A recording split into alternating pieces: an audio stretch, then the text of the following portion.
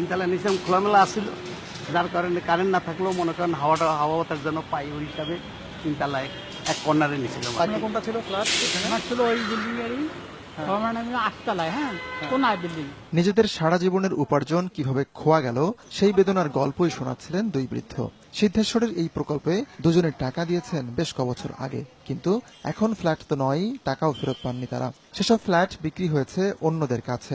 সাবেক ব্যাংক কর্মকর্তা আব্দুল লতিফ টাকা দিয়েছিলেন 28 লাখ, আর ব্যবসায়ী তসলিম উদ্দিন দিয়েছিলেন 19 লাখ।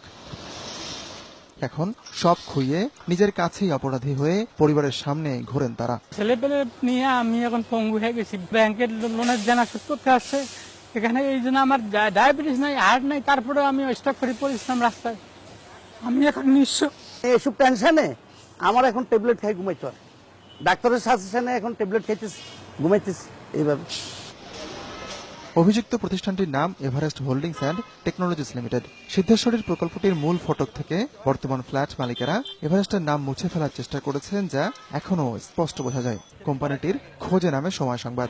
আপনারা কি জানেন কোথায় আছে? কোথায় আছে এই সমস্ত এভারেস্ট নাই, শুধু ওরা বলি পালাইছে। এভারেস্টের বিজ্ঞাপনের ঠিকানা ধরে তাদের শঙ্করের অফিসে গিয়ে শোনা গেল বহুদিন থেকেই লাপাত্তা তারা। বাড়ির ম্যানেজার বললেন, প্রতারণার শিকার অনেক গ্রাহক এখনো আসেন টাকার জন্য। আপনার কি জানা আছে যে এরকম মানে ভাড়া কি দেয় এখানে সম্পূর্ণ মাসের? বা না এরকম, হ্যাঁ আমার জানা আছে, খারাপ ফোন করা দিয়ে জানাই, না বলে চলে গেছে? না বলে চলে গেছে। এভারেস্টের ফোন নাম্বারগুলোর কোনোটা বন্ধ, আবার কোনোটা ধরছেন অন্য কেউ।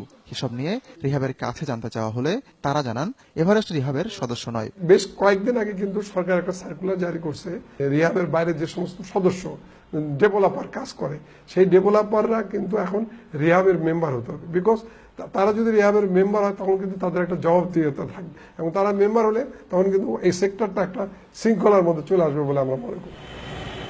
বর্তমানে রিহাবের সদস্য আবাসন প্রতিষ্ঠান আছে প্রায় 1200টি, আর রিহাবের বাইরে আছে অন্তত 2000।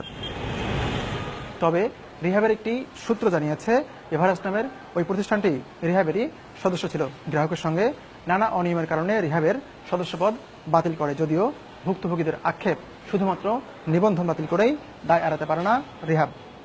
আতিকুর রহমান তামাল, সময় সংবাদ, ঢাকা।